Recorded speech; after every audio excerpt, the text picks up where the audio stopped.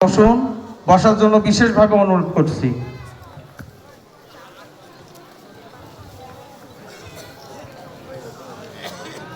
আসসালামু আলাইকুম ওয়া রাহমাতুল্লাহি ওয়া বারাকাতুহু। নাহমাদুহু ওয়া নাস্তাঈনুহু ওয়া নাস্তাগফিরুহু ওয়া নু'মিনু বিহি ওয়া নাতাওয়াক্কালু আলাইহি ওয়া নাউযু বিল্লাহি মিন শুরুরি আনফুসিনা ওয়া মিন সাইয়্যিআতি আ'মালিনা। من يهد الله فلا مضل له ومن يضلله فلا هادي له ونشهد أن لا إله إلا الله وحده لا شريك له ونشهد أن سيدنا ومولانا محمدا عبده ورسوله الذي أرسله بالحق بشيرا ونذيرا وداعيا إلى الله بإذنه وسراجا منيرا.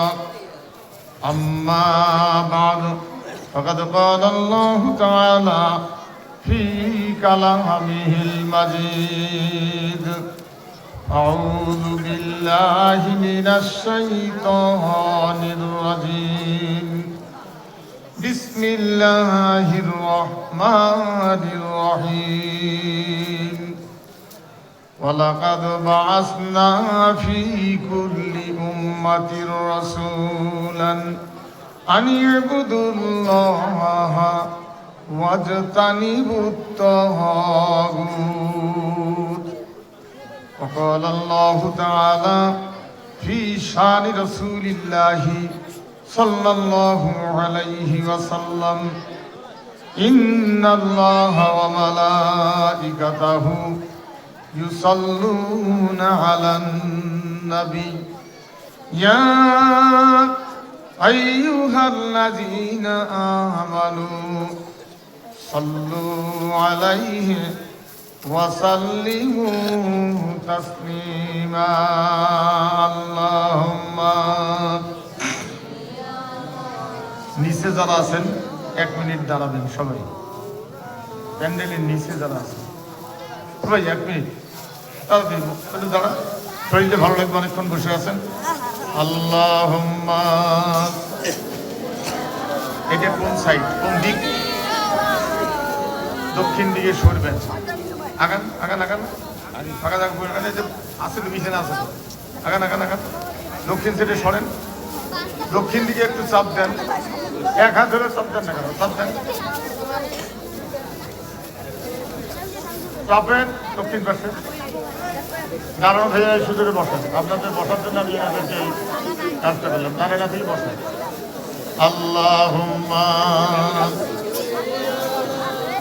سيدنا مولانا محمد وعلى آله سيدنا।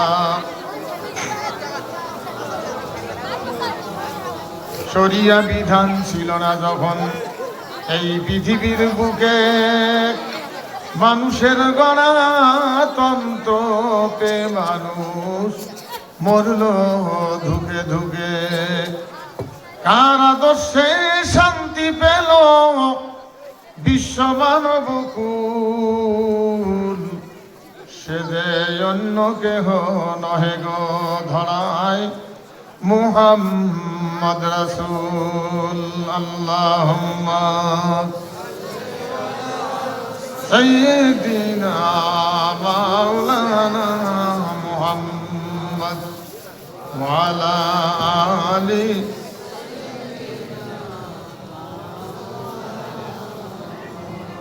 নীলফামারী জেলা জলঢাকা থানাধীন শৈলমারী হাই স্কুল প্রাঙ্গণে শৈলমারী দাগালীগঞ্জ বাজার কেন্দ্রীয় জামে মসজিদের উন্নয়ন কল্প 14 জানুয়ারি 2026 আজকের এই তাফসিরুল কোরআন মাহফিলের সম্মানিত সভাপতি জনাব মোহাম্মদ সিরাজুল ইসলাম, সভাপতি অত্র মসজিদ, সহসভাপতি জনাব মোহাম্মদ আব্দুল হামিদ, বিশিষ্ট ব্যবসায়ী ডাকালীগঞ্জ বাজার, সম্মানিত প্রধান অতিথি, এই দিকে একটা আমার হাতের দিকে, হ্যাঁ আমি লাগিয়ে নিই।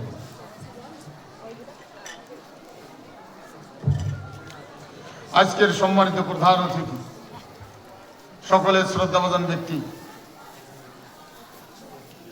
বাংলাদেশ জাতীয়তাবাদী দলের নীলফামারী জেলার সম্মানিত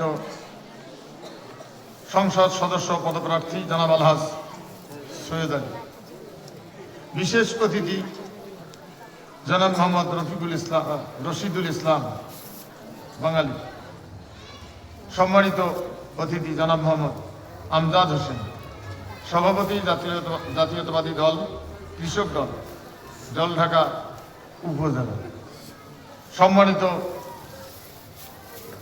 আরো বিশেষ অতিথিবৃন্দ, সম্মানিত আমার পূর্ববর্তী বক্তা জনাব হযরত মাওলানা এইচ.এম.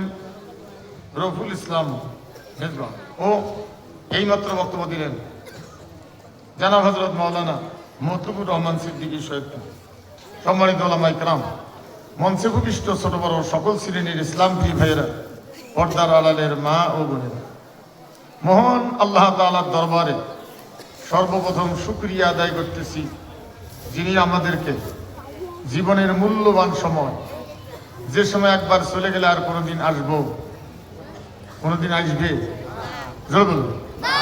আর আসবে না, ছোটবেলার সময়টা কি ফিরে পাবো?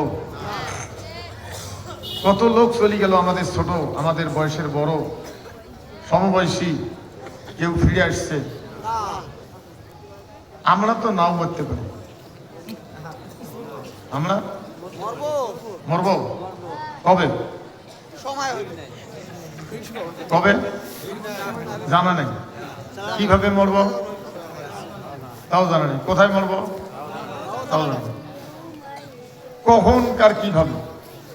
মোটর সাইকেলে কয়েকদিন আগে পা দিছে, কি কেছে স্টার্ট হয়েছে, পিক আপ ধরছে, গিয়ার মারবে, ক্লাস ধরছে নাই, ওই অবস্থায় শেষ, নামার টাইম নেই।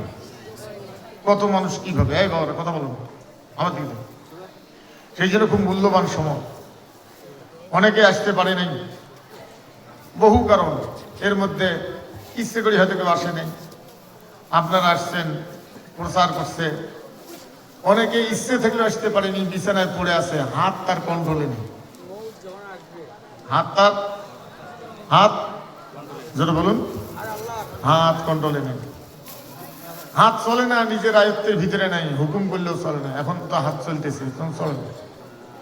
কত মানুষ, আল্লাহ পাক আমাদেরকে সুস্থ রেখে পা পা করে হেঁটে মঞ্চে এসে সুস্থ অবস্থায় বসার এবং শোনার শক্তি আল্লাহ দিয়েছেন, বসার জন্য তৌফিক দিয়েছেন, এই জন্য প্রাণ ভরে শুকরিয়া আদায় করি আলহামদুলিল্লাহ। সেই সাথে আমাদের প্রাণ ভরা দরুদ ও সালাম মানবতার মুক্তির দিশারি, বিশ্ব নেতা, রহমাতাল লিল আলামিন, আশরাফুল আম্বিয়া, মজলুম মানুষের মুক্তির দিশারি নবী মুহাম্মদুর রাসূলুল্লাহ সাল্লাল্লাহু আলাইহি ওয়াসাল্লাম।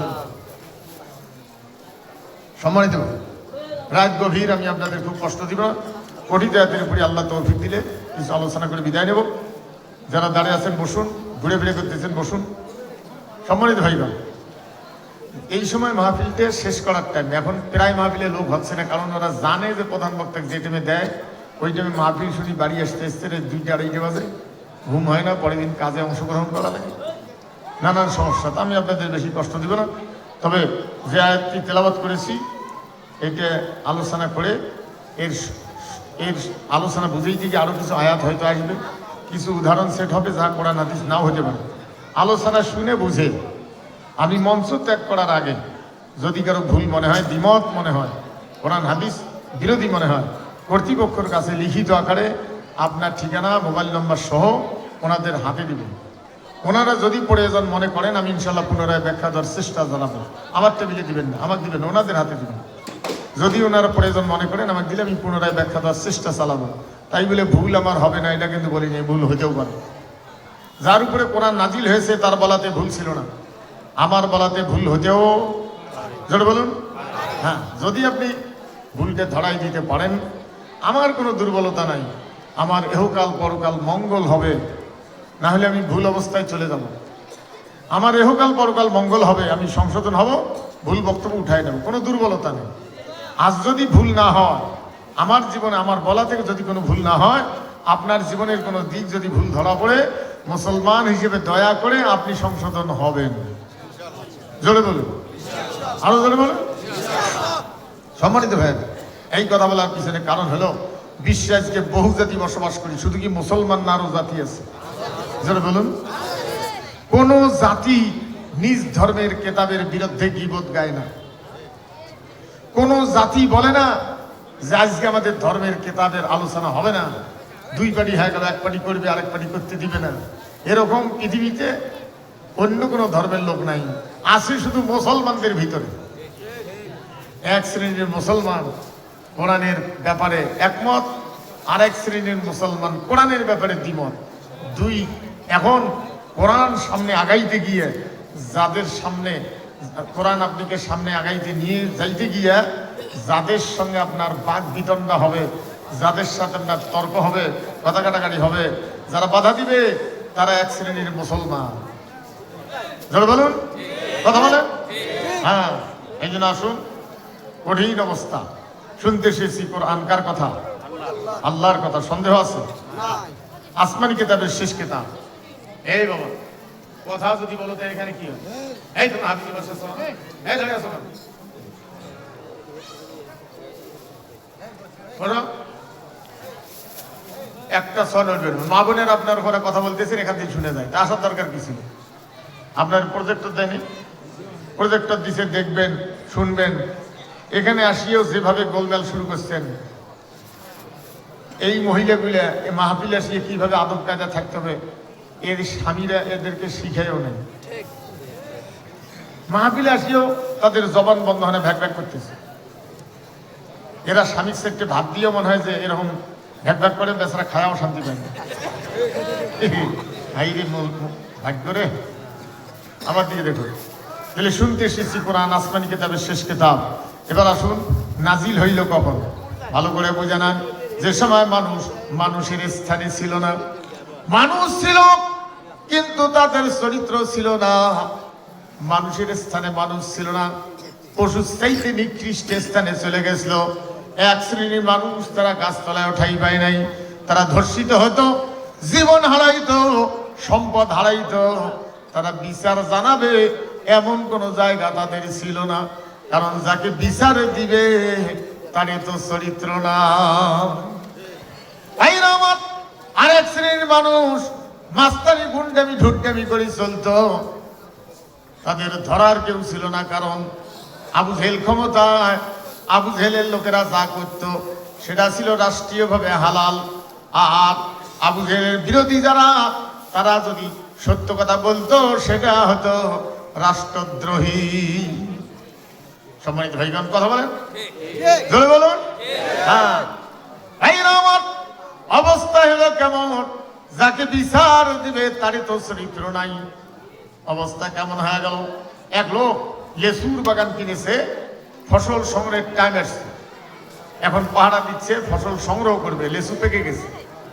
কিন্তু সন্ধ্যার পরে গিয়ে দেখে বাগানের মাঝখানের একটা গাছ লড়ে, বাতাস নাই, কিছু নাই, কিন্তু গাছটা লড়ে। লোকটা কাছাকাছি গিয়ে দেখে 10-12 বছরের একটা বাচ্চা গাছের উপরে চড়ে লেসু ছিটতেছে আর ব্যাগে ঢুকাচ্ছে। লোকটা বলল, বাবারে, আমার কষ্টের লেসু, এটা আমার ব্যবসা, এটা আমার অতীতের ঋণ আছে, ভবিষ্যতের সংসার আমার। বাবারে নামো। ছেলেটা বলছে, না, আমি ব্যাগ ভর্তি করি, নামো। লোকটা চিন্তা করলো, গাছের উপরে চড়ে যদি পাশাপাশি করিয়া যদি পড়ে দুর্ঘটনা হয়, আমার আরো বিপদ। ছেলেটা ভয় দেখার জন্য বলছে, ঠিক আছে, তুই লেসু ছিড়বি, পারবি। আগামীকাল আমি তোমার বাবার কাছে বিচার চাবো, তোমার ছেলে আমার লেসু ছিড়ছে, আমি এর বিচার চাই। ছেলেটা বলছে, আমার বাপকে বিচার দিয়ে লাভ হবে না, আমার বাপ এই লেসু ছিড়ার বিচার করবে না। তার কারণ হলো, আমি সরষি ব্যাগ নিয়া পাশের গাছে দেখ, আমার বাপ সরষে বস্তা নিয়া। কাজে যাকে বিচার দিবে তারে তো চরিত্র নাই। ভাইরা আমার, আরববাসীরা বুঝতে পারলো এই বিপদ থেকে উদ্ধার হতে গেলে আমাদের জন্য একজন লোকের প্রয়োজন, যে লোকটা হবে সৎ, যে লোকটা হবে নির্ভীক, যে লোকটা হবে গরিবের বন্ধু, যে লোকটা হবে আল্লাহর উপরে ঈমান, যে লোকটা হবে আখিরাতের বিশ্বাসী, যে লোকটা সাহসী হবে, জনদরদী হবে, সাহসী হবে, আবু জাহেলের হাত থেকে রাষ্ট্রীয় দায়িত্ব নিয়ে সৎ যোগ্য নেতৃত্ব দিবে, এমন একজন লোকের প্রয়োজন আমাদের। তখনও কিন্তু কুরআনুল কারীম নাজিল হয় নাই। তারা কি দোয়া করেছিল? আল্লাহ রব্বুল আলামিন পরবর্তীতে কুরআনুল কারীমের আয়াত নাজিল করে বিশ্ববাসীকে জানাই দিয়েছেন তারা কি দোয়া করেছিল। তারা দোয়া করেছিল আল্লাহর কাছে, রব্বানা আখরিজনা মিন হাযিহিল ক্বরিয়াতিজ যালিমি আহলুহা ওয়াজআল লানা মিন লাদুনকা ওয়ালিয়া ওয়াজআল লানা মিন লাদুনকা নাসীরা। আল্লাহর কাছে দোয়া করেছিল, হে আমাদের রব, হে আমাদের প্রভু, আমাদেরকে জুলুম নির্যাতন থেকে বাঁচার জন্য তোমার পক্ষ থেকে একজন নেতা পাঠিয়ে দাও। কি পাঠিয়ে দাও? ওয়াজআলনা মিন লাদুনকা ওয়ালিয়া, একজন নেতা পাঠিয়ে দাও, একজন সাহায্যকারী পাঠিয়ে দাও, যিনি এসে স্বৈর শাসক আবু জেহেলের হাত থেকে রাষ্ট্রীয় দায়িত্ব নিয়ে সৎযোগ্য নেতৃত্ব দিবে। আমরা আমাদের জীবন সম্পদ নিয়ে নিরাপদে বসবাস করতে পারবো, এমন একজন নেতা আমাদের জন্য পাঠিয়ে দাও। আল্লাহ রাব্বুল আলামিন তাদের প্রার্থনা মঞ্জুর করে নিয়ে জানান, ওয়ামা আরসালনাকা ইল্লা রাহমাতাল লিল আলামিন। আল্লাহ পাক জানান, নবীজি সমস্ত সৃষ্টির জন্য আপনাকে রহমত স্বরূপ পাঠাইলাম। আল্লাহর হাবিব হলেন রহমত। আল্লাহর হাবিব কি? যারা বলুন, আল্লাহর হাবিব হলেন রহমত। ভালো করে বুঝে না, আল্লাহ হলেন রব্বুল আলামিন, মহাবিশ্বের মালিক হলেন তিনি। রাসূল হলেন রহমাতাল লিল আলামিন, মহাবিশ্বের জন্য তিনি হলেন রহমত। আর কোরআন হলো জিকরুল লিল আলামিন, মহাবিশ্বের জন্য এটাই হলো জিকির। জোরে বলবেন না সুবহানাল্লাহ? এই আমার ভালো করে বুঝে নেন, ওরা চাইল নেতা আর আল্লাহ পাঠাইলেন রহমত। এবার আসুন, রহমত কারে কয়? রহমত আমরা যে খাচ্ছি, উঠতেছি, বসতেছি, দেখতেছি, সবকিছুই হলো রহমত। সবকিছু কি? জোরে বলুন, সবকিছুই হলো রহমত। কিন্তু এইখানে ওরা যে চাইল নেতা আর আল্লাহ পাঠাইলেন রহমত, এই রহমত মানে হলো নেতা। এই রহমত ভগবান দিয়ে বুঝায় না। নেতা যদি আল্লাহওয়ালা হয়, নেতা যদি ইমানদার হয়, নেতা যদি চরিত্রবান হয়, নেতা যদি পরহেজগার হয়, নেতা যদি 5 ওয়াক্ত নামাজ পড়ে, নেতা যদি কোরআন হাদিস বোঝে, নেতা যদি জনগণের হক আদায় করে, নেতা যদি আখিরাতকে ভয় করে, নেতা যদি কোরআন হাদিসের উপর ঈমান আনে, নেতা যদি আল্লাহ আল্লাহর রাসূলের উপর ঈমান আনে, তাহলে নেতা হলো রহমত। জোরে বলুন। আর নেতা যদি চরিত্রহীন হয়, নেতা যদি বেনামাজি হয়, বাটপার হয়, নেতা যদি কোরআন হাদিস বিরোধী হয়, নেতা যদি জনগণের হক মেরে ধরে খায়, নেতা যদি আখিরাতকে ভয় না করে, নেতা যদি মানুষের তৈরি করেনের 5 আটা গোলাম হয়, তাহলে নেতা হলো গজব। আজকের পৃথিবীতে রহমতের সংখ্যা বেশি না গজবের সংখ্যা বেশি? জোরে বলুন। গজব আসছে না আনছি? জোরে বলুন। আল্লাহ বলছেন, আমি বলিনি গজব আনছি। জাহারাল ফাসাদু ফিল বাররি ওয়াল বাহরি বিমা কাসাবাত আইদিন নাস। জল এবং স্থলের মধ্যে যত প্রকার অশান্তি গজব বিরাজ করে, সব কিছুই হলো 2 হাতের কর্ম। কয় হাতের কর্ম? যেমন কর্ম করি তেমন ফলাফল পাই। সম্মানিত ভাইগণ, আল্লাহ পাঠাইলেন রহমত। এরা চাইলেন নেতা আর আল্লাহ পাঠাইলেন রহমত। রহমতের বয়স হলো 20 বছর। 20 বছর বয়সে একজন যুবক ন্যায় অন্যায় বোঝে কিনা বলুন? আজকালকার বেশিরভাগ যুবক 20 বছর বয়স হওয়ার পরে ন্যায় অন্যায় বোঝা তো দূরের কথা, তাদের কাছে 3 বছরের বাচ্চা থেকে শুরু করে 80 বছরের বুড়ি পর্যন্ত নিরাপত্তা পায় না। সম্মানিত ভাইগণ, ভালো করে বুঝে নেন, আল্লাহর নবীর বয়স হলো 21 বছর, রহমতের বয়স হলো 21 বছর। আরববাসীদের নিয়ে একটি সংগঠন করলেন হিলফুল ফুজুল, অশান্তি দূর করার জন্য। সেটা দিয়ে কাজ হলো না, কারণ এই জমিন কার? জোরে বলুন। এখানে আইন উপযুক্ত কার? তাবারাকাল্লাযী বিয়াদিহিল মুলকু ওয়া হুয়া আলা কুল্লি শাইইন কাদির। সর্বভৌম ক্ষমতার মালিককে? জনগণ। জোরে বলুন। জনগণ। হ্যাঁ, লেখা আছে কি? আল্লাহ লেখা আছে। কোন জায়গায় লেখা আছে? জোরে বলুন, কোথায়? জনগণ লেখা আছে কোথায়? জোরে বলুন, কোথায়? আরে পোস্টারে মানে? হ্যাঁ, ব্রেনে খোলে না বাঙালি। হ্যাঁ, তাহলে ক্ষমতার মালিককে? হ্যাঁ, লেখা আছে কি? জনগণ। পরিবর্তন করা ফরজ না নফল? এটা যারা পরিবর্তন করতে চায় তাদের আজ বাড়ির ভাত জোটে না। দীর্ঘদিন পর্যন্ত তারা জেলখানায় ধুকে ধুকে মরছে, অন্যায় ভাবে ফাঁসি দিয়ে মারছে, তারপরে জেলখানায় মরে না, মেডিকেলে ইনজেকশন দিয়ে মারছে। সম্মানিত ভাইগণ, ভালো করে বুঝে নেন, আল্লাহর নবীর বয়স হলো 25, জীবনের আরো 5টি বছর গত হয়ে গেল। আল্লাহর নবী চিন্তা করলেন কোথায় যাই? হেরা পর্বতের চূড়ায় গিয়া, নির্জনে গিয়া আল্লাহর কাছে একটু প্রার্থনা করবে। 2.5 থেকে 3,000 ফিট উঁচু জায়গা, ওইখানে দুটি পাথর ছাউনি করা আছে, সামন বরাবর একটি ফুটে আছে। ওই ফুটে দিয়ে দেখলে সরাসরি কাবা শরীফ দেখা যায়। যদি সুবহানাল্লাহ বলবেন না? এই রহমত আল্লাহর নবী কাবার দিকে তাকায় বললেন, হে আল্লাহ, হে কাবার মালিক, হে বিশ্ব স্রষ্টা, এই অশান্তি দূর করার জন্য তোমার পক্ষ থেকে কি বিধান আছে তাই দাও। এই রহমত 41-এর মাথায় গিয়া আল্লাহ রাব্বুল আলামিন কুরআনুল কারীমের প্রথম 5টি আয়াত আল্লাহ নাজিল করলেন এই পাহাড়ের উপরে নবীজির কাছে।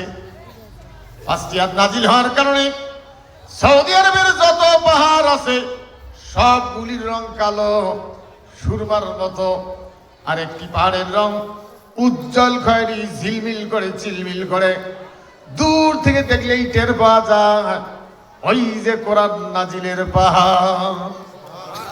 সম্মানিত ভাইগণ, ওইখানে না গেলে হজ হবে না এরকম নয়, শর্ত নয়, কিন্তু মন চায় হারে আল্লাহ কবুল করাইলো, কোরআন নাজিলের জায়গাটা না দেখে কেমনে বাড়ি যাই। ওইখানে গিয়ে 2 রাকাত নামাজ পড়ার জন্য মন চায়, তাই বলে না পড়লে হজ হবে না এরকম নয়, মন চায়। কিন্তু নামাজের জন্য সিরিয়াল হওয়া লাগে, ভিড় ওখানে ওই 2,5-3,000 ফিট উপরে। এই রহমত, যখন আপনি সিরিয়াল পাবেন, নিয়ত করে রুকু করে যখন সিজদায় যাবেন, নাকটা যখন মাটির মধ্যে পড়ে, মনে হয় আল্লাহ নবীর গায়ের ঘেরান এখন ওই জায়গায় লেগে আছে। এই রহমত আজকে নাজিল হওয়ার কারণে রাসূল বুঝতে পারলেন এই জায়গা থেকে লাভ হবে না, কিয়ামত পর্যন্ত যদি দোয়া করি তবু অশান্তি দূর হবে না। অশান্তি দূর করতে গেলে আমাকে কোরআন নিয়া যে জায়গায় অশান্তির আগুন জ্বলতেছে সেইখানে মোকাবিলায় যাইতে হবে। কারণ অন্যায়ের মোকাবিলা না করলে অন্যায় দূর হয় না। এই রহমত, কত বয়স্ক লোক, কত চাকরিজীবী, কত কৃষক ব্যবসায়ী জীবনের মায়ায় রোডে নামে নাই, কিন্তু ছোট ছোট বাচ্চারা জীবনের মায়া করে নাই, সম্ভাবনাময় জীবন। তারা রোডের মধ্যে বন্দুকের সামনে বুক পাতিয়ে দিয়ে কেউ চলে যায়, তারপরে আরেকজন আগায়। এরা ভাবে ছোট ছোট বাচ্চাদের জীবনের বিনিময়, রক্তের বিনিময় স্বৈর শাসক পালাইছে। তার মধ্যে কিছু বয়স্ক লোকও গেছে, ছোট বাচ্চাও গেছে। ভালো করে বোঝা না, আরে দুনিয়া। আল্লাহর নবী বাড়িতে চলে আসলেন। নবীজির বাড়ি হলো কাবা শরীফের বারান্দার একদিকে বর্তমান বিশাল পাঠাগার, আর আবু জেলের বাড়ি হলো কাবা শরীফের বারান্দার আর একদিকে ল্যাংধরা পায়খানা দিয়ে ভর্তি। আল্লাহর নবী বাড়িতে বসে কোরআনুল কারীম তেলাওয়াত করেন। আল্লাহ পাক বলছেন, নবী আমার যে আয়াত আপনি পড়বেন, যতক্ষণ পর্যন্ত এটার মূল বক্তব্য আপনি বোঝেন নাই, মূল কথাটা যেটা তেলাওয়াত করবেন, যতক্ষণ পর্যন্ত এটার মূল বক্তব্য আপনি বোঝেন নাই, ততক্ষণ পর্যন্ত ওই আয়াতটাই বারবার তেলাওয়াত করবেন, যতক্ষণ বোঝেন নাই। আর আজকে না বুঝিয়ে তেলাওয়াত করলেও হয়। ভাইরা আমার, না বুঝিয়ে তেলাওয়াত করবেন না, এ ফতোয়া আমি দিচ্ছি না। আপনি না বুঝিয়ে তেলাওয়াত করেন, না বুঝিয়ে তেলাওয়াত করলেও হবে। আল্লাহ বলেন নাই, রাসূল বলেন নাই, সাহাবায়ে কেরাম বলেন নাই, এটা বলছে ব্রিটিশ। কারণ ব্রিটিশেরা জানে মুসলমানেরা যদি কোরআন বুঝিয়ে পড়ে, এই মুসলমানেরা মরে গেলেও আমাদের তৈরি করা আইন মানতে রাজি হবে না। এই মুসলমানদের বুঝেই দেবে, না বুঝিয়ে বললেও হয়। এই সভা, এই আপনারা দেখেন না, কথা বলে কথা বলে আমার দিকে দেখেন। ভুল বুঝবেন না, আমি আদর্শ সোহাগ করি না, সেটা না, কিন্তু সামনে কথা বললে তুলি দেব, তাহলে বাইরে যে কথা বলবো। আমার দিকে অনেক পরিশ্রম করে স্টেজ সাজাইছেন, শোনার জন্য আসছেন, রাত জাগতেছেন, ঘুম কামে আসছে, ক্লান্ত শরীর, কিন্তু কিছু জেনে নেওয়ার জন্য, কিছু নিয়ে যাওয়ার জন্যই তো এখানে বসছেন। জোরে বলুন। ওয়াজ শুনে, মাহফিল শুনে শেষ করে কিছু লোক শুকরিয়া আদায় করতে করতে যাবে, না রে জীবনের কিছু ভুল বুঝে আসলো রে, এই দিকটা জানতাম না রে, আজকে বুঝে আসলো। সব জিনিস তো একদিনে বুঝে আসবে না, এক জায়গায় সব জিনিস বুঝে আসবে আসবেন। কিছু লোক শুকরিয়া আদায় করতে করতে যাবে, আর কিছু লোক ভ্যাক ভ্যাক ভ্যাক ভ্যাক করতে করতে যাবে। পেলে গেলে ওয়াজ শুনবে গেছি রে, গেলে সব রাজনীতির আলাপ রে, এরকম মুসলমান মানে নাই। যেন বলুন। হ্যাঁ, আল্লাহ পাক জানাই দিয়েছেন, ওয়ানুনাজ্জিলু মিনাল কুরআনি মা হুয়া শিফাউ ওয়া রাহমাতুল লিল মুমিনিন ওয়া লা ইয়াজিদুজ জালিমিনা ইল্লা খাসারা। জোরে বলবেন না আল্লাহু আকবার। এতগুলো লোক জোরে বলবেন না আল্লাহু আকবার। কেউ জবান বন্ধ রাখবেন না। আমার দিকে দেখুন, এই কোরআন শোনার, এই কোরআন মুমিনদের জন্য উপকার। মুমিনদের জন্য কি? মুমিনদের জন্য সেবা, উপকার। আর কোরআন বিরোধীদের জন্য এটা ক্ষতির কারণ। যারা কোরআন মানে না তাদের জন্য কি? ক্ষতি। হ্যাঁ, আমরা যখন ছোট ছিলাম তখন তো কারেন্ট ছিল না, কেরোসিনের ল্যাম্পও ছিল, হেরিকেন ল্যাম্পু। তো মানুষের পায়খানাও কম ছিল, ওই জমিনে পায়খানা করতো, জঙ্গল পায়খানা করতো। এক লোক মানে বাতি নিয়ে যেত অন্যের পায়খানা যাতে না পারায়, এই হেরিকেন নিয়ে গেছে যাতে অন্যের পায়খানা না পারায়, খসে ওইটা নিয়ে ওই একটু বাড়ির থেকে একটু দূরে গেছে, যে যেখানে পায়খানায় বসবে ওটা ভালো করে দেখিয়ে বসছে। কিন্তু হেরিকেনটা যেখানে রাখছে ওখানে তো টের পায়নি, ওখানে আরেকজন 2 দিন আগে পায়খানা করে গেছে, ওটা তো আধা শুকান হয়েছে, ওর উপরে রাখছে। রাখিয়া পায়খানা করে হেরিকেন বাড়ি ধরে যাচ্ছে। বাড়ি নিজের শিখের মধ্যে লটকে রাখছে, লোহার শিখ, ঘরে গন্ধে থাকতে পারে না। ওরা হেরিকেন দিয়ে খুঁজি বেড়ে পায়খানা কোথায়, পায়খানা কোথায়। মানে যেটা না পারার জন্য হেরিকেন ধরে গেছে, সেটা আবার হেরিকেনের তলাত করি বাড়ি ধরিয়েছে। ও আর শুনবে এসছে কিছু সব কামাই করার জন্য, যাতে গোনা মাফ হয়। ও আর শুনিয়ে ভাবের ভাবের ভাবের করতে করতে বাড়ি যায়, আরো বেশি করে ময়লা ধরি গেল। হ্যাঁ, আমার দিকে দেখেন কষ্ট হয়। ভালো করে বোঝান, না বুঝিয়ে বললেও হবে। আল্লাহ বলেন নাই, রাসূল বলেন নাই, সাহাবায়ে কেরাম বলেন নাই, এটা বলছে ব্রিটিশ। কারণ ব্রিটিশেরা জানে মুসলমানেরা যদি কোরআন বুঝিয়ে পড়ে, এই মুসলমানেরা মরে গেলেও আমাদের তৈরি করা আইন মানতে রাজি হবে না। এই জন্য মুসলমানদের বুঝিয়ে দেবে না, বুঝিয়ে বললে হয়। আমার এই দেশ ছিল Bharatvarsha, Myanmar, Bangladesh, India, Pakistan, Kashmir, Afghanistan, Myanmar, Bangladesh, India, Pakistan, Kashmir, Afghanistan, গোটাটা ছিল একটা দেশ, নাম ছিল ভারতবর্ষ। কি বলুন? 750 বছর পর্যন্ত কোরআন ছিল সংবিধান। সুবহানাল্লাহ বলবেন না?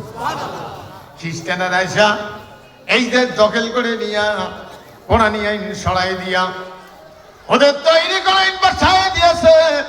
মাত্র 2টা আইন রাখছে কোরআনের। বাংলাদেশে কোরআনি আইন মাত্র 2টা। কয়টা? জোরে বলুন। বাংলাদেশে কোরআনি আইন কয়টা?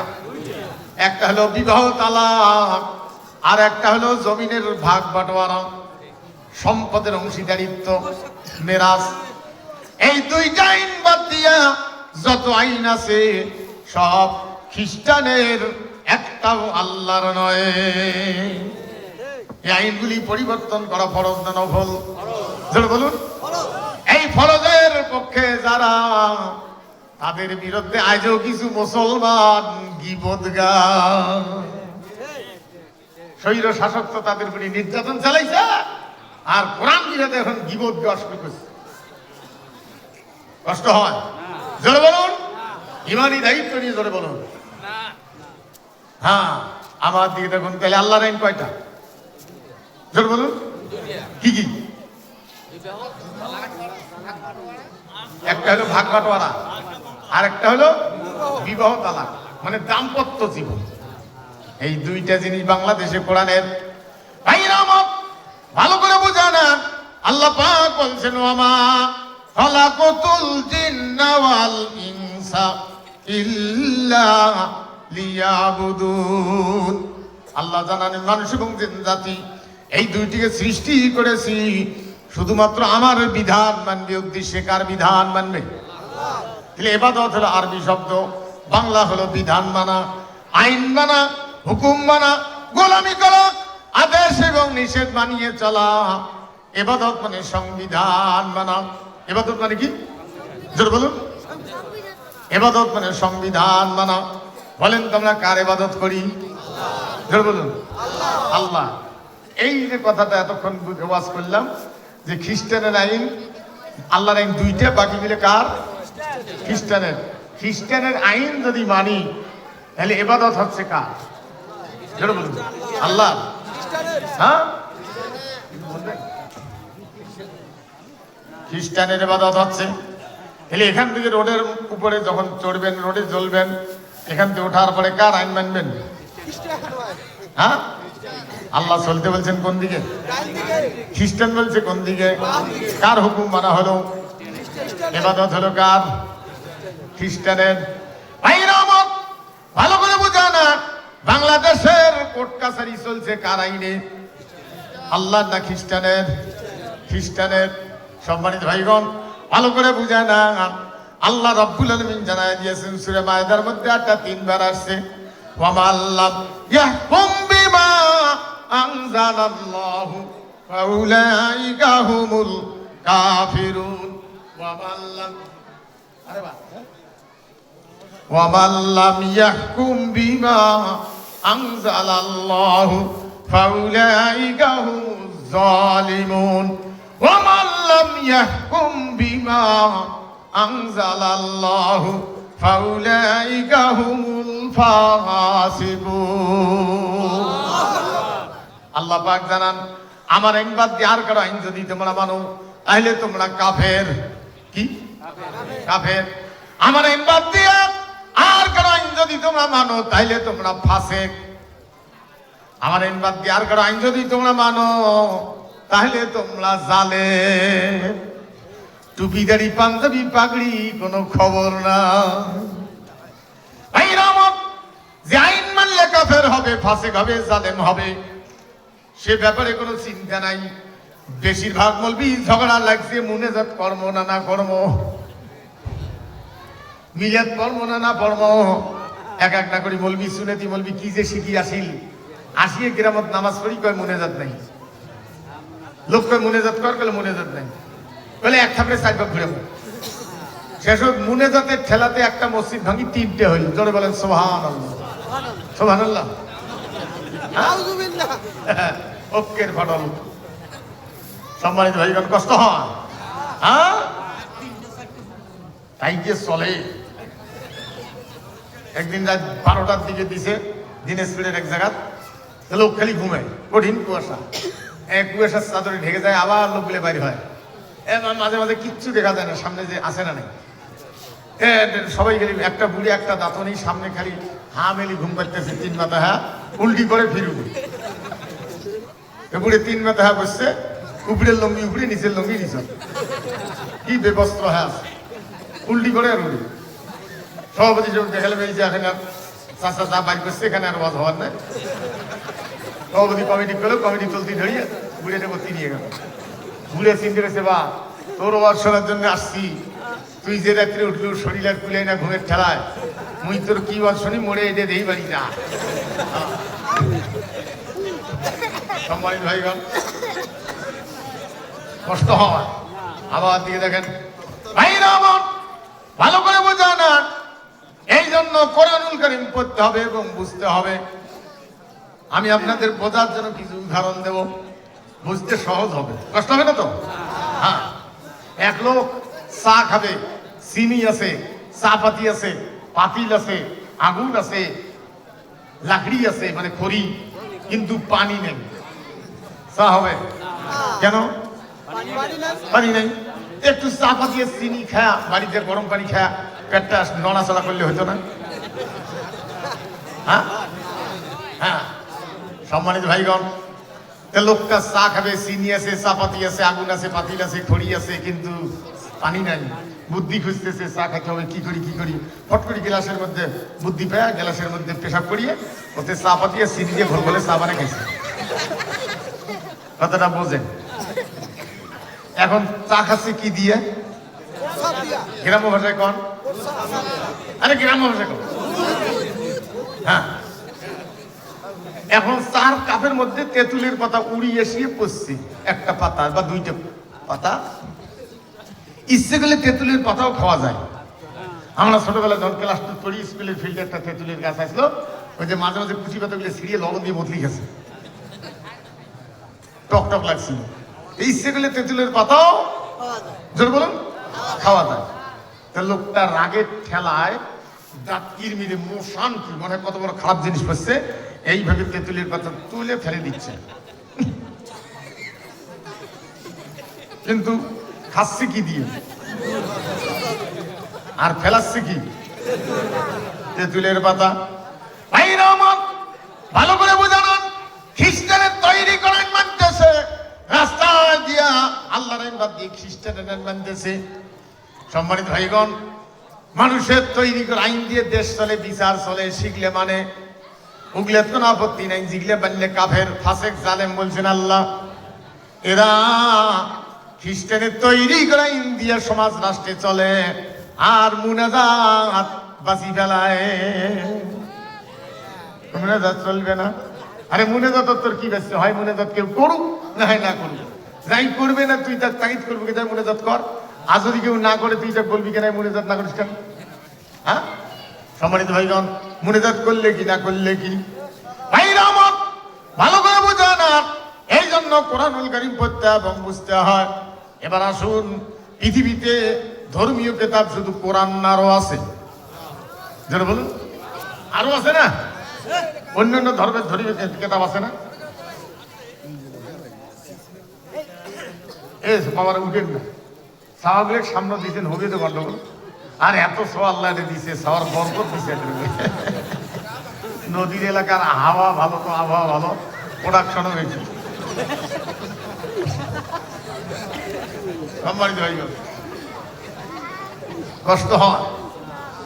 আমার দিকে দেখেন ভাইরা আমার, ভালো করে বোঝা না, কোরআনুল কারীম এই জন্য পড়তে এবং বুঝতে হয়। না পড়তে না পড়তে, না বুঝতে না বুঝতে, আল্লাহর আইন কোনটা, মানুষের আইন কোনটা মুসলমান গেছে ভুলে, আলোচনায় ছিলাম পৃথিবীতে শুধু ধর্মীয় কিতাব কোরআন না আরো আছে, আছে না? আমি কোন ধর্মের নাম বলতে বলবো না, কারণ বর্তমান মুসলমানের অমুসলিমদের পা চাটা গোলাম। ক্ষমতার লোভে অমুসলিমদেরকে যা পাও ধরিয়ে বাপ বলি দেখা হয়, অমুসলিমদের কাছে দুর্নীতি করিয়ে মুসলমান যে আশ্রয় নেয় অমুসলিমদের কাছে, ক্ষমতায় বসতে গিয়া, ক্ষমতায় বসতে চাইতে গিয়া অমুসলিমদের কাছে গিয়ে পা তেল রাখতেছে মুসলমানেরা, আমাদেরকে ক্ষমতায় বসা অমুসলিমদের কাছে। হায় হায় সম্মানিত ভাইগণ, কষ্ট হয়। আমরা বলবি আমরা আর কি জানি বাবা। এই কিছুদিন আগে 5 তারিখের আগে বাজার ঘাট সারা বাড়ি সুনেতি মাস্তান দিয়ে ভর্তি। উইলে দেখে মলবি দেখি এইরকম দেখে গামজা খেতে খেতে পাশার চামড়া ভিতরে গেছে, মাথা ফড়ি ফড়ি নারকেল। সুনেতি মাস্তানেরা বুঝছেন না, মলবি দেখলে ব্যাগ ব্যাগার। হ্যাঁ বলবে করেন এরকম। হ্যাঁ, আমি মাগরিবের নামাজ পড়ে টার্মিনাল মসজিদ থেকে বাইরে গেছিলাম, আমার মোটর সাইকেলের মিটারের উপরে জুতে দিয়ে ঠ্যাং তুলে দিয়েছে, জুতে শুদ্ধ বলবে দাঁড়াও, মেইন রাস্তার মাঝত জীবন রে জীবন, মানুষের বাড়ি পাহারা দিতে জীবন গেল। যাই হোক, ওগুলো জানা কথা আপনাদের, আপনারাও এরকম অবস্থায় ছিলেন, আমি সেগুলো বলবো না বেশি। আমি যে কথা বলতেছিলাম সেটা হলো, বোঝার জন্য একটা উদাহরণ দেবো। সেটা হলো, এক লোক ঈদের আগের দিন একটা খাসি কিনি ধরি বাড়ি ধরি যায়, কোরবানি করবে, এত বড় একটা খাসি। কিছু দূর যাওয়ার পরে রাস্তাতে একটা পাঠা দাঁড়িয়ে আছে, ভোগ করা দাঁড়িয়ে দাঁড়িয়ে ওরে আছে। খাসিক দেখিয়ে পাঠা ব্যাঙ্গাইছে, মানে পাঠা ব্যাঙ্গাইছে, ওরো করতেছে খাসি রে, ওরো যা তো কাল কোরবানি করবে, মানে পাঠা ব্যাঙ্গাইছে। খাসি শুনি খাড়াইছে, কিরকম হলো, বলে যা তো কাল কোরবানি করবে। খাসি বলতেছে আমাকে কোরবানি করবে, সেটা আমি ভালো করে জানি। আমার কোরবানি করার আগে আমার মানে কোরবানি করার আগে উজু করবে, তুমি মাথা দিবে, পশ্চিম মুখে দাঁড়াবে, আদরে শোয়াবে, বিসমিল্লাহি আল্লাহু আকবার বলে কোরবানি করবে। আমি আল্লাহর রাস্তায় কোরবানি হয়ে যাব, আমার গোশত খাবে, ওরা সব পাবে, আমার জীবন ধন্য হবে। হ্যাঁ পাড়া রে, তুই আমাকে দেখি ব্যাঙ্গাইছিস, ওরো করিস, খেয়াল রাখিস, তোর জন্য কালী পুজো আসতেছে। চোখ নিয়ে যা, পেট পাশে শুধু পিটি ভাই ঠ্যাং ভাঙিয়ে উপরে বানবি, বান্ধিয়ে সামনে কাল্লা রশি লেগে টানবে, পিছনে বডি টানি কাল্লা টান করি, রাম রাম করতে করতে এমন চোট দিবে, চটকি যাবো। সেই পাটা বলে অতিথি না বানাইলে, সভাপতি না বানাইলে মাহফিলে করবে দেয়নি। এক পাটাক অতিথি, আরেক পাটাক সভাপতি। আজকে শুয়ে পাটাগুলো তার সাথে তো আসেন, বুঝছেন না?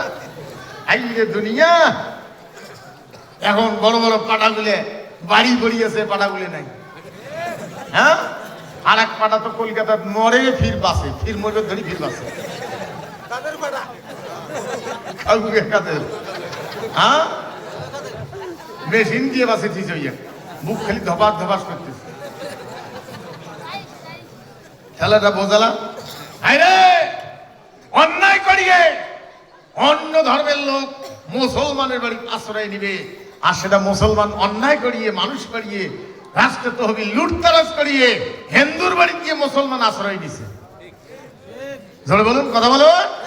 হ্যাঁ, কিন্তু হিন্দুরা মুসলমানকে আশ্রয় দিয়ে বড় বেকায়দাত করছে, কারণ ওরা বলি যে পাটা গেছে হাইলন,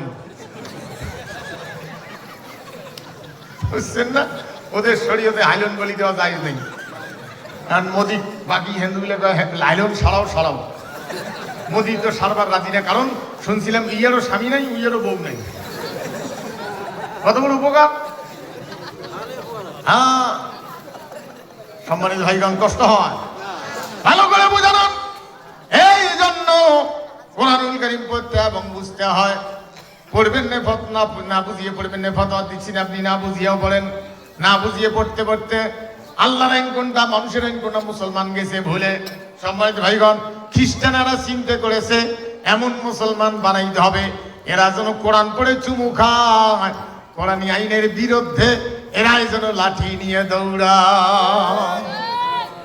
আজ তাদের ভীষণ সাকসেসফুল। ভাই আমার ভালো করে বুঝে নেন, টুপি আছে, দাড়ি আছে, পাগড়ি আছে, তারপরে কোরআনী আইনের ঘোর বিরোধী, এমন নামাজি আছে না না? সম্মানিত ভাইগণ, কষ্ট হয়। আমি ছোটবেলায়, আপনারাও যখন ছোট ছিলেন, প্যান খোলা যায় না এটা তখন বুঝতাম না। প্যান খুলিয়ে আইলো থুইয়ে ছোট ছোট স্থানের পানি গুলো সেকিয়ে গুড়ে গুড়ে মাছ মারি বাড়ি ধরিয়েছে। এই এত করে করি কচুর পাতা টোকলা করে ধরিয়েছে। প্যান যে খোলা যায় না ওটা তখন জানতাম না। মানে এত ছোট। আপনারা কেউ করেন এই কাম? করেন নাই? আমি একদিন যা দেখি এই পানির মধ্যে এতগুলো পানি, মাগুরের বাচ্চা ভর্তি হয়ে আছে। আমি আস্তে পানি আউট করে দিয়ে এতগুলো মাগুরের বাচ্চা ওই খলাই নিয়ে আসি, ওগুলো মাইরে মাগ নিয়ে যা দিছি, মাও পাক করে দিবে, খাবো। এত করে মাগুরের বাচ্চা, মা ওগুলো দেখি চটকে ফেলে দিল, দিয়ে কয় কি আনছে ওগুলো বাড়ি, 2 গেল থাপ্পড় দিল, দিয়ে খেপ দিল। আমি তো রাগ উঠে গেল। বাপ মারলে বাচ্চার জবান বন্ধ থাকে, যদি বাপক কিছু বলে দাবড়ে ধরি উল্টে পাশে আসার দিবে। কিন্তু মাও যদি পিটায়, বাচ্চা জানে যে মা দৌড়িবার পর না, সেই একটু দূরে গিয়ে মা উল্টে হেদায় দিবে। এটা বাচ্চাদের ধর্ম। আমি একটু দূরে গিয়ে বললাম মাগুর, বললাম তাও মারলি তো জাতে ভাল না। মাকে কার্পেটে আছে, পিছনে ঘুরি দিয়ে আব্বা দাঁড়িয়ে আছে। ও বা মসজিদে আজ কপাল খারাপ আছে। মাক যে কথা কইছি আব্বা তো শুনলো। আমি পিডন বাঁচার জন্য আব্বা করতেছি, মিছেও কান্নার ভান করি বলতেছি যাতে পিডনটা বাঁচা যায়। মার জন্য আব্বা কিছু হেদায় দিবেন না। মাগুর মারলাম, তা মারল।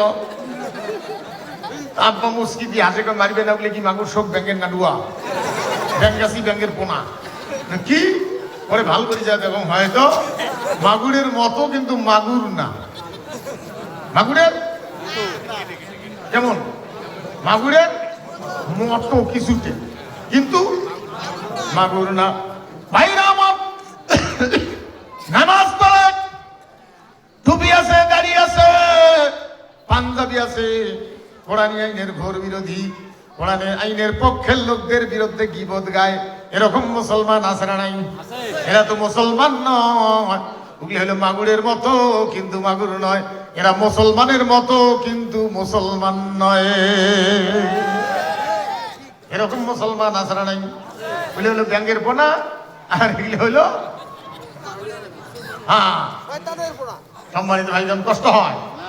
ভালো করে বুঝানো। এই জন্য কোরআনুল কারীম পড়তে এবং বুঝতে হয়। আলোচনায় ছিলাম, কান পেতে শুনে নেন, কিছু নিয়ে যান। পৃথিবীতে অন্যান্য ধর্মের কিতাব আছে, কিন্তু আলোচনা করতে গিয়ে কোনো বাধা ছিল না।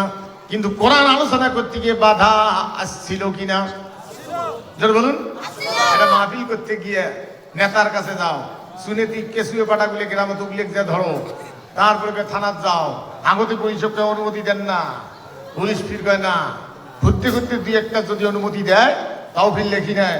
বক্তা যেন দেশ নিয়ে কোনো আলোচনা না করে, খালি যেন কব্বর হাসরের কথা কয়। কমিটি আমাকে দেখায়, হুজুর এমন সুন্দর ওয়াজ করবেন, এই যে লিখে দিয়েছি পুলিশ হোক, দেশের বিরুদ্ধে যেন কোনো কথা না যায় হুজুর, সরকারের বিরুদ্ধে যেন না যায়, এমন সুন্দর ওয়াজ করবেন যাতে আল্লাহ খুশি হয়, শয়তানও বেজার না হয়। এটা ওয়াজ হলে না। সম্মানিত ভাইগণ, কষ্ট হয়। ভাইরা আমার, ভালো করে বোঝা না। আরে দুনিয়া। আরেকদিন এক মাহফিলে ওই প্রধান অতিথি হাসিনের পাঁচাটা গোলাম ওই এক বক্তব্য দিবে দিছে। ওই বক্তব্যে উঠিয়ে বলছে সাইদি রাজাকার, যে এই বেশি জনগণদের জুতে দিয়ে উপহার দিবে ধরছে, ধ্যার ধারে খালি জুতে আসতেছে ওর গাও বলি, একে সমানে খালি জুতি। প্রধান বক্তা দৌড়িয়েছে মঞ্চ, থামো থামো, মঞ্চটাই নষ্ট হয়, থামো, আপনারা থামেন, এরকম করতেছেন কেন? এই লোকটার জুতি দিয়ে ঢেলাইলেন কেন? কয় বলে উনি সাইদি সাহেবের বিরুদ্ধে বলছে। বলে শোনেন, আপনার বসুন। কয় যে আপনিও বসুন। তা বলছি যে আবু জেহেল রসুলের সাথে কি ভালো ব্যবহার করছিল, ভালো কথা বলছিল? বলে না। তারপরে রসুল তো তার জুতে দিয়ে ঢেলাই নাই, রসুল তার সাথে এরকম দুর্ব্যবহারটা করে নাই। তা মনে করেন ইনি আবু জেহেল, সেই জন্য আপনারা দুর্ব্যবহার করবেন। একটা জুটের দাম দিয়ে দিল অতিথি, আবু জেহেল মানে ছাড়িয়ে দিল। ভালো করে বোঝায় না। অন্যান্য ধর্মের কিতাব আলোচনা করতে গিয়ে বাধা নাই কেন? কান পেতে শুনে নেন, বুঝে আসবে। অন্যান্য ধর্মের কিতাবের মধ্যে কোনো আইন আদালত নাই, কিছু ভালো কথা আছে। সেটা হলো সৃষ্টি ভালোবাসেন, শান্তি আর শান্তি, কিছু ভালো কথা বলুন আছে। কিন্তু সেখানে আইন আদালত নাই, মানুষের জান মাল ইজ্জতের কোনো আইন আদালত নাই। কোরআন এমন একখানা কিতাব, আল্লাহ পাক জানাই দিয়েছেন ওয়ানাজ্জালনা আলাইকাল কিতাবা তিবিয়ানাল লিকুল্লি শাই। নবীজি আপনার কাছে একখানা বই পাঠাইছি, কিতাব পাঠাইছি প্রত্যেকটা বিষয়ের সমাধান দিয়া। জোরে বলবেন না কিছু? আরো জোরে বলবেন না? সম্মানিত ভাইগণ, নিজের কেতাবের এত সুন্দর কথা শোনার পরে মুখ মন যে বাঙালি, হায়রে মুসলমান, ভালো করে বুঝান। এই জন্য অন্যান্য কেতাব আলোচনা করেন, কোনো বাধা নেই, হা হা করেন করেন করেন। কোরআনের মধ্যে বাধা আছে কেন? কোরআন এসে বলছে রাতের আধারে দিনের আলোতে প্রকাশ্যে গোপনে গায়ের জোরে ক্ষমতার জোরে অন্যের সম্পদে হাত দেওয়া যাবে। যদি কেউ হাত দেয় ওই হাত জোরে বলো, ওই হাত কেটে দিতে হবে। আসারিকু ওয়াসারিকাতু ফাকতু আইদিয়াহুমা জাযাম বিমা কাসাবা নাকালাম মিনাল্লাহ ওয়াল্লাহু আজিজুন হাকীম। চোর ধরা বললে কি গাড়ি দাও? মনে করেন কোন অন্য ধর্মের মানুষ, অন্ধ, বুড়ে বুড়ি, অন্য ধর্মের, আমি নাম বলার দরকার নেই, অন্য ধর্ম আছে তো, কোন মুসলমান হাজি, হয়তো হাফেজ বা কারি, বক্তা, ইমাম, কে হয় হোক, যদি কারো সম্পদ অন্যায় ভাবে পকড়ত নেয় নিজে আত্মসাৎ করার জন্য, আর যদি ধরা পড়ে, আল্লাহর বিধান হলো ওই হাত যেটা বলুন কেটে দাও। এই আইন যদি আজকে দেশে থাকতো, শুধু কি মুসলমানদের মালের নিরাপত্তা পাচ্ত না হিন্দুদেরও পাচ্ত? কেবল মুসলমানের লাগিয়া আসলে কি ইসলাম? সত্যে যে চায় আল্লাহ মানে, মুসলিম তারে না। সম্মানিত ভাইগণ, ভালো করে বুঝে নেন, এই আলোচনাগুলি করলে, এই আইনগুলি মানলে হিন্দুদের ধর্মের কোনো ক্ষতি হবে? তাদের ধর্মীয় কাজ তারা করবে, করতে পারবে, তাদের ধর্মীয় অনুযায়ী বিবাহ পড়াবে, তাদের পূজা, তাদের ধর্মীয় কাজ তারা করবে, কিন্তু কোরআনী আইন এটা মানতে হবে। এটা দেশের মধ্যে থাকলে সমস্ত ধর্মের বর্ণের মানুষের মালের নিরাপত্তা বাড়বে না কমবে? এই আইন যদি আজকে থাকতো, কত বড় বড় নেতার হাত কাটা যেত। বলুন, নেতাগুলি চুরি করে নাই? করে নাই? আজকে যদি অত টাকা চুরি না হতো, 2 টাকা লবণ খাওয়া যেত। ভালো করে বোঝা না, চুরি করে শেষ করে দিয়েছে চোরেরা। এই জন্য তারা কোরআনের তাফসীর করতে দেয় না, যে বক্তা যেন দেশ নিয়ে কোনো আলোচনা না করে, খালি যেন কব্বর হাসরের কথা কয়। এই জন্য কোরআন আলোচনা করতে গিয়ে বাধা আছে। আমি অন্য আইনগুলোর ব্যাপারে আর যাবো না, টাইমের ব্যাপার। তাহলে কোরআনের মধ্যে এমন বিষয় নাই যেটা কোরআনে নাই। প্রত্যেকটা বিষয়ের সমাধান কোরআনুল কারিমে বলুন আছে। ভালো করে বোঝা না। আরো একটা কথা জানাই দিয়ে যায়, পৃথিবীতে আল্লাহ রাব্বুল আলামিন যুগে যুগে কিতাব নাজিল করেছেন, শেষবারের মতো কোরআন আল্লাহ নাজিল করেছেন। সম্মানিত ভাইগণ, ভালো করে বুঝে না, পৃথিবীতে কিছু মানুষ আছে, অমুসলমানদের ভিতরে আছে, মুসলমানদের ভিতরে আছে, আল্লাহর কালাম উপযুক্ত মনে হয় না, নিজেদের বিবেক বুদ্ধি জ্ঞানকে আল্লাহর চাইতে উপযুক্ত মনে করে এরা দল বানায়া দলীয় নীতিমালা